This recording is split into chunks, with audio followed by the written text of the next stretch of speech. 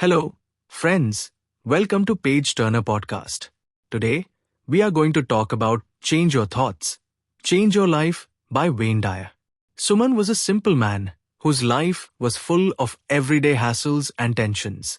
He used to wake up every morning and rush to the office, getting stuck in traffic, and returning home exhausted in the evening. His life seemed stuck in a loop. One day, a friend advised him that he needed to change his mindset. Read this book, Change Your Thoughts, Change Your Life, his friend said. Suman heard the name of the book, but at first, she thought that these self-help books are just for a time pass.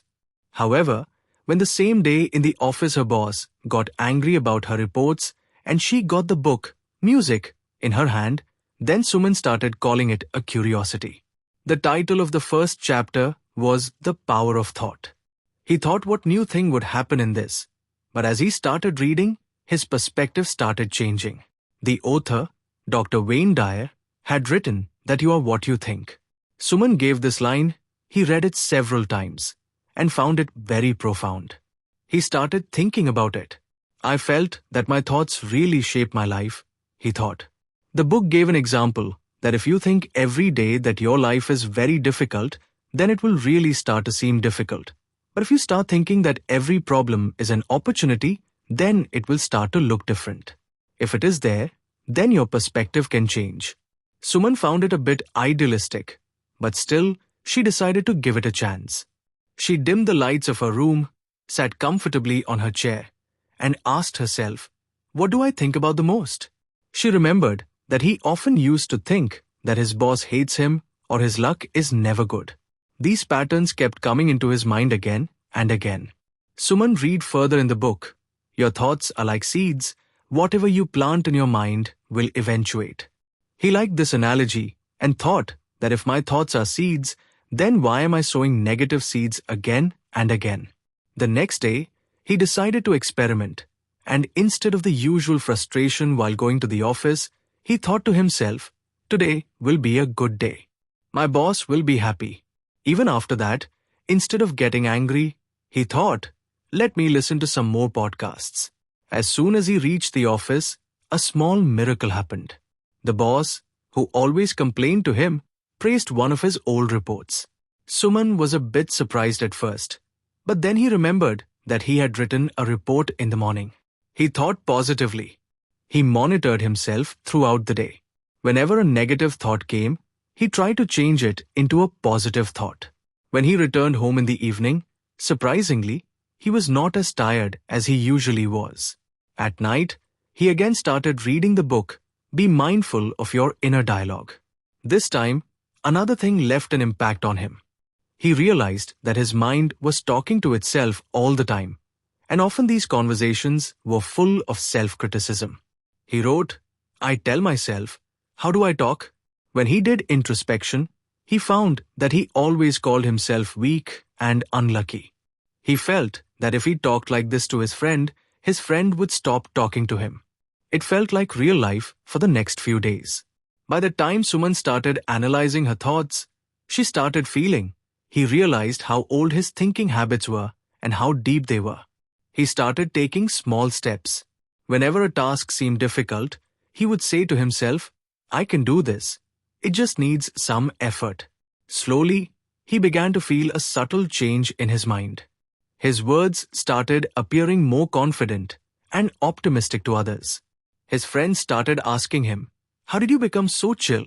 Suman would smile and say that it is just the way of thinking that has changed. But a question always lingered in his mind, will everything change just by changing the thoughts? One day, when he would read the book, Suman was about to move on to the next chapters when he got a call from his friend. The friend said, Friend, let's meet in a cafe. I have to talk to you about something important. Suman closed the book, but he felt that whatever he had learned would probably help his friend. He started thinking that maybe this book is going to change not only his life, but also someone else's life. Suman worked on his thoughts for many days. He felt that some things were really changing. His energy level had improved, and he no longer got upset over small things. But one day, when he was in a meeting with his boss in the office, when the boss again pointed out some mistakes in one of his reports. Suman tried to keep himself calm, but he was angry from within. He thought that I work so hard and still these people are ignoring me. They don't appreciate me. I deserve people to appreciate me. When he reached home in the evening, he realized that this thought pattern was nothing new. It kept recurring in his life, seeking validation, comparing himself with others. He read the book, decided to open the next chapter, and the name of the chapter was Letting Go of Ego. The first sentence got stuck in Suman's mind as soon as he read it. The ego thrives on separation and comparison. He started wondering whether his ego is the root of all his problems. If you like our free summary, you can subscribe to our channel, buy a membership, or support us through UPI. Now let's go back to the summary. He read that the ego repeatedly convinces us that we are not able to take our positions. Achievements and others' opinions define us. He asked himself, do I really think like this?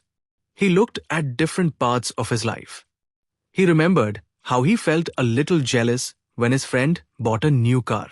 Convincing herself, she felt she should have something to offer so that people could admire her. Satisfaction comes when you stop looking for approval and start living authentically. It sounds simple, but for Suman, it was complicated. He started thinking, why do I always wait for approval of others? Is this my childhood conditioning? Have I ever asked myself what I want without caring about what people will say? The next day in the office, Suman started observing himself. When someone rejected his idea during the meeting, he felt irritated inside.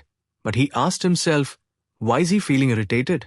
Am I really sad that my idea got rejected or just because my ego got hurt? He really took things personally, whereas many times it had nothing to do with him. It was a game of ego, always looking for validation, always having the habit of considering oneself better or inferior to others. At night, he read further in the book. Dr. Wayne Dyer had written that ego keeps us in the illusion that our worth depends on external things, but the truth is that our real worth lies in our authenticity and inner peace. Suman remembered how carefree he was as a child. He used to do only what made him happy without paying attention to others. What will people think? But as he grew up, society taught him that he has to fulfill the expectations of others. He started thinking, if I am different from the standards of society, then am I wrong? Or maybe I am just afraid of challenging my ego? For the next few days, Suman observed himself consciously. Whenever he talked to someone, he would ask himself whether he was talking genuinely or just trying to impress them. He found that many times he was trying to get the approval of others. He used to do unnecessary things for reality was a problem, but it was also a liberating one. One day, when the same friend who had recommended the book to him came to meet him, the friend said, "Friend, a different kind of sense has come in you. Earlier, you used to get disturbed on small things, but now you seem relaxed." "What's going on?" Suman said smilingly. "Friend, I am just trying to understand the ego a bit. This ego is very clever. It always tells us to run after others for validation and success, but the truth is that we only need to try to understand our own self. One should be honest with their true self." The friend asked, "But how to let go of the ego?" Suman told him a quote that she had learned from the book, letting go of the need to be right, the need to be superior, and the need to be validated. She explained that letting go does not mean that you are weak. It means that you give priority to your inner peace. He gave an example. When I see my ideas getting rejected in the office, earlier, I used to take it personally. I used to think that people do not know my ability, he said. But now, I think that maybe this is their perspective and it is okay. I don't need to be proved right all the time. His friend shook his head on hearing this. "Friend, it doesn't seem easy. I'm always entangled in the opinions of others. Am I? Do people like me? Is my salary less than others? Just thinking about all this makes me tense," he said. Suman said, "I have also done the same. But it is important to understand that ego will never be satisfied. If you want validation, then the ego. And if you want material things, The ego will always say that it wants more. There is no end to it. The friend said, then how to control the ego? Suman replied with a smile, don't control, just observe when you're getting caught in the trap of ego. So ask yourself, is this really necessary? Is this more important than my inner peace? Slowly, the ego's hold will start to loosen. That night, Suman did a journaling exercise.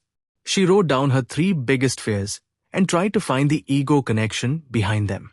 He found that his biggest fear was that people would consider him a failure. He wondered if this was really his fear, or was it ego insecurity? As he began to understand himself, he realized that letting go of the ego meant freeing himself from this illusion. Realizing that our worth depends on external things, he promised himself that he would try to free himself from ego by doing something every day. After a few days, another meeting was held in the office. This time, the boss rejected his idea again, but Suman did not take it personally this time. He thought that maybe their perspective is different and that is okay. My value does not decrease because of a rejected idea. In the evening, he felt that he was feeling lighter and calmer than ever before.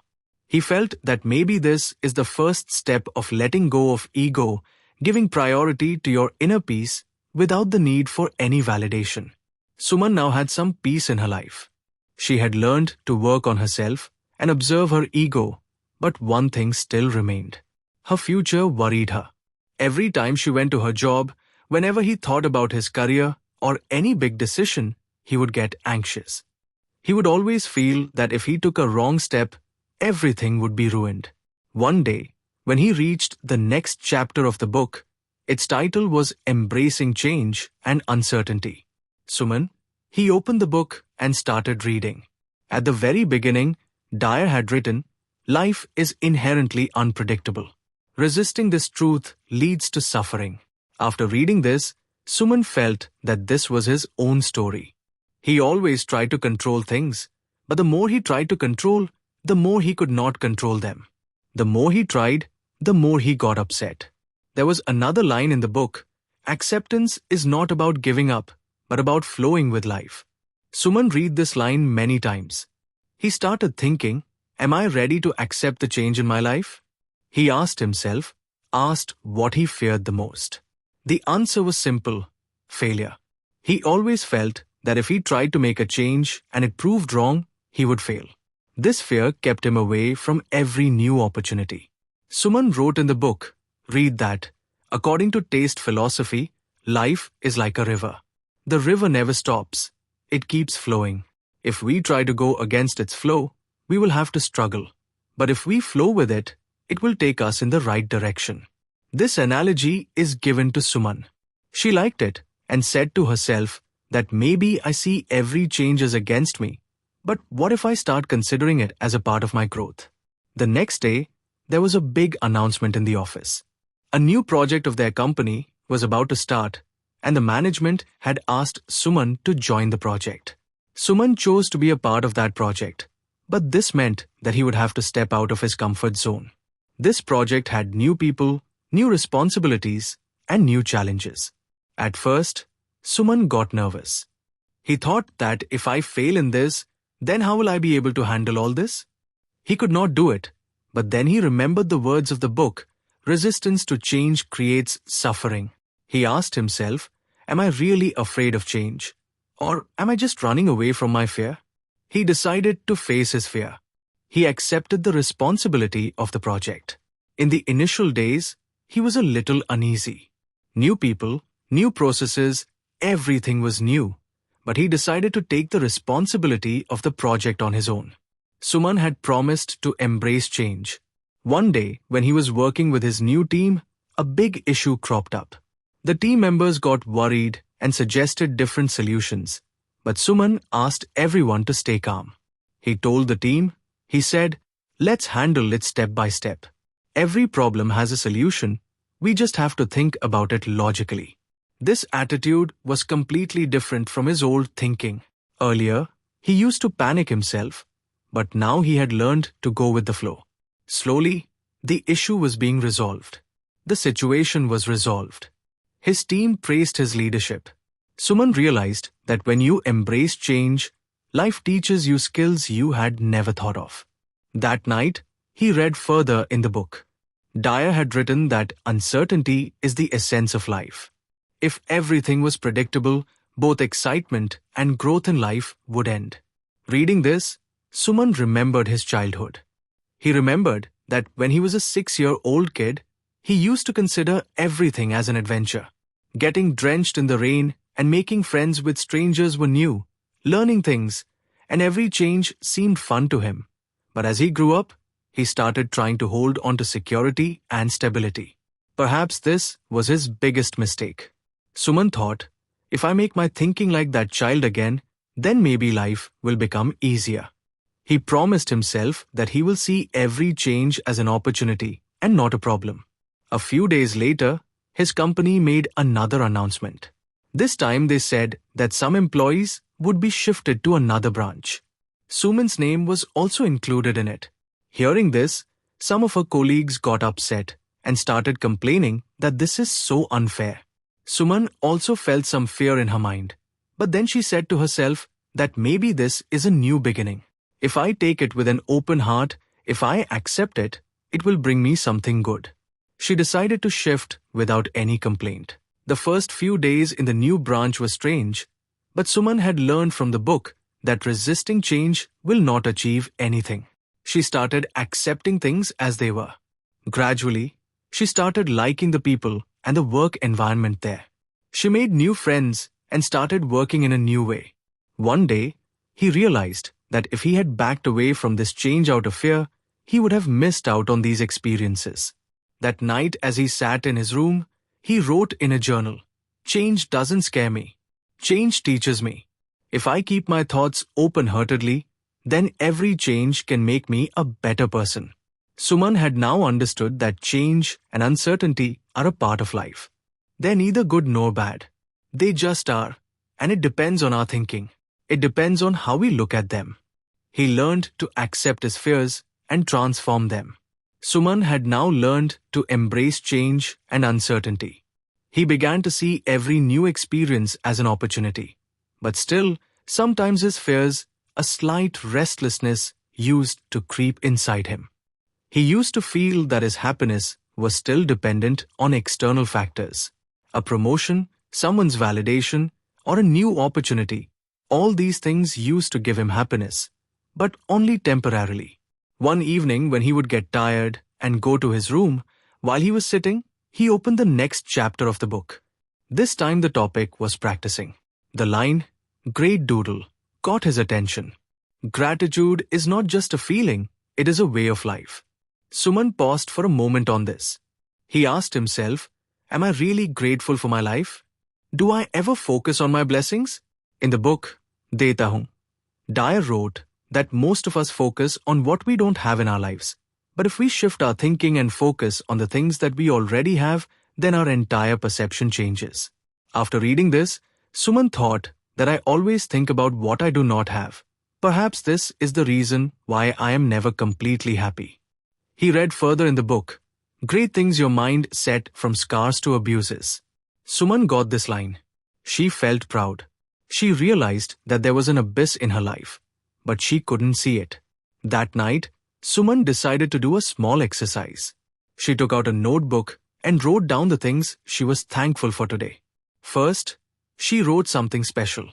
He could not remember, but then he started thinking carefully, and he wrote, I am thankful that I have a job that supports me financially. 2. I am thankful that I have a supportive family. 3. I am thankful that I am physically and mentally healthy. 4. I am thankful that I have the opportunity to learn and grow. While writing this, he realized that there were so many things in his life for which he could be grateful, but he often took them for granted. The next day, when Suman was going to the office, he consciously paid attention to his thoughts.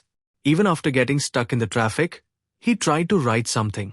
Instead of getting angry, he thought, I am thankful that I have a car by which I can go to the office. When his team in the office did a good job on a project, he openly appreciated them and told the team, I am grateful that I get to work with all of you. got a chance to do this. You all made this work easy. Everyone in the team became happy after listening to him. Suman felt that Great Tide was positively impacting not only him, but also the people around him. After a few days, he said, "Great, decided to make poodles part of my routine." Every morning after waking up, he would write 3 things in his notebook for which he was thankful. And before going to sleep at night, he would focus on one good thing that happened during the day. Gradually, he felt a subtle change inside him. Now he was feeling small and he started finding happiness in small things too. He realized that the things which he once considered insignificant were actually the real source of his happiness. One day, Suman's friend asked him, "Friend, how do you remain so happy? There is a different kind of positivity in you." Suman smiled and replied, "I have started doing great things. When you start counting your blessings, life becomes a blessing on its own. Music, your problems don't need to be denied. But even in the midst of problems, there is always something like this. There is something for which we can be thankful. Like if you are stressed in the office, then think that you have a job. If you are stuck in traffic, then be thankful that you are safe. It is all a game of perception." The friend thought and said, "Friend, you are right. He is saying that I have never thought from this angle." Not only this, that night, Suman decided to take her gratitude to one more level. She started being thankful not only to herself, but also to those people who indirectly made her life better. She sent a heartfelt message to her parents in which she wrote, "I am thankful that you made me capable of understanding my life and making it better." When she sent this message, her parents replied, "We are always with you. You have made us feel proud." After reading this, Suman's eyes lit up with joy. Tears came. Another day, when Suman was in the office, he remembered his old boss, who used to get angry at him sometimes. Earlier, Suman used to feel negative about him, but now he did great for him too. He thought, if he had not challenged myself, I would not have reached here today. Suman had now understood that there are not great things, but a mindset. This mindset gives you the power to see something good in every situation. He realized that when you remain thankful, then negativity in your life automatically starts reducing. Now, Suman had something every day that he could be truly grateful for. He shifted his thinking from scars to abyss. He knew the journey was not over yet, but he was ready to accept it. He was also thankful that he was walking on this path. A lot of changes had come in Suman's life now. He changed his way of thinking, understood his ego, learned to accept the changes, and became a part of the great doodle.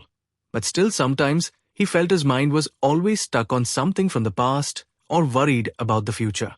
One day, he opened the next chapter of the book and found himself most excited to read the topic, the importance of mindful. "Suman, I thought to myself that maybe this is my next challenge." In the book, Dyer had written that living in the present moment is the key. Suman found this line of inner peace very impactful. She asked herself, how much time of my day do I really spend in the present moment? Yes, the answer was simple, very little. Suman's mind was always thinking about something or the other. If he was working, he would think about what he would do in the evening. If he was with friends, he would worry about planning for the next day. And when he was alone, he would either think about past mistakes or while analyzing the fear of the future. Another line in the book caught his attention. Mindfulness is about observing your thoughts without judgment. Hearing this, Suman was a bit shocked. He thought, is it not necessary to control my thoughts? What will happen by just observing? Dyer wrote, I thought that being mindful does not mean stopping thoughts. It means that you watch your thoughts from a distance, like one watches leaves floating in a river. And when you watch your thoughts without judgment, you can understand which ones are the real ones. Thoughts that are working for you and which are not. Suman found this concept very interesting. He decided to practice mindfulness, but it was not that easy. The next day, he woke up in the morning and tried meditation. He started focusing on his breathing, but in a few seconds, his brain, Suman, started wandering here and there and remembered that she had to prepare a presentation for the office. Then, She remembered a conversation from last week where her colleague had said something sarcastic to her. Suman tried to stop herself, but her mind was not able to calm down. Was not even taking the name of meditation. After a few minutes, he stopped meditation in frustration. He thought that maybe mindfulness is not for me. My mind can never be calm. In the evening, he read the book again. Dyer had written that in the initial days, the mind, it is very normal to get distracted. It is a part of our conditioning, but being mindful is a practice that gradually makes us better. Suman decided that he would not give up. In the next few days, he started with small things. Instead of meditation, he started focusing on his thoughts. He tried to bring mindfulness into his everyday activities. When he drank tea in the morning, he would focus on each sip of tea, its warmth, its taste, and how it soothed him. While going to the office, he would focus on the trees, the sky, and the road. Observing the noise, he gradually realized that when he lives in the present, then his anxiety reduces, and he feels more centered and calm. One day, Suman's boss suddenly called an urgent meeting in the office. Everyone started panicking. Suman also got a little nervous at first, but he told himself to stay calm. He said that he focused on his breathing and told himself that he will focus only on the present moment, and whatever happens will be seen. When the meeting started, the boss asked everyone for their ideas. Most of the people could not think of anything due to their anxiety, but Suman kept calm. She analyzed the situation mindfully and gave a practical solution. Her boss praised her. That day, Suman learned that being mindful not only brings inner peace, but also helps you make better decisions. Suman gradually also noticed that mindfulness also had a positive impact on his relationships. Earlier, when he used to talk to someone, his attention used to be somewhere else. But now when he talks to someone, he is completely present. Once his mother called him. Earlier, Suman used to call him often during. He used to be distracted, but this time he listened to his mother completely. He enjoyed talking with her. At the end of the call, his mother said, "It was very nice to talk to you today. Your attention was completely on what I was saying." Suman felt that mindfulness also made her mother happy. Another experience that taught Suman the importance of mindfulness was a tough day at work. There was a lot of stress due to a project deadline. Earlier, Suman used to feel angry and frustrated in such situations, but this time, she consciously focused on her breathing and reminded herself to stay in the moment. She slowly completed each task according to her priority. At the end of the day, she felt she had completed her work without taking much stress. He said to himself that all this is because of being mindful. That night, while he was reading a book, he read another powerful concept. When you are mindful, you connect with your true self. Suman thought that maybe this is the reason why I feel more calm and confident than ever before about my true self, getting closer to the self. Suman had now made mindfulness a part of his everyday life. He knew it was a lifelong practice and would take time to master, but he had also learned that mindfulness is not a destination but a way to achieve it. Suman had made the practice of mindfulness an important part of his life. Every morning and every night, he would take out some time to focus on his breathing and simply observe his thoughts. Gradually, he felt a deep change within him. He was now feeling more calm, focused, and aware. But the real test of life came when a big challenge came his way. One day, there was a sudden announcement in the office that his company was going through restructuring. This meant that many employees would have to go through layoffs. People's jobs were in danger, and it was going to affect Suman's team the most. On hearing this news, the atmosphere in the office became tense. Everyone was scared and worried about their jobs.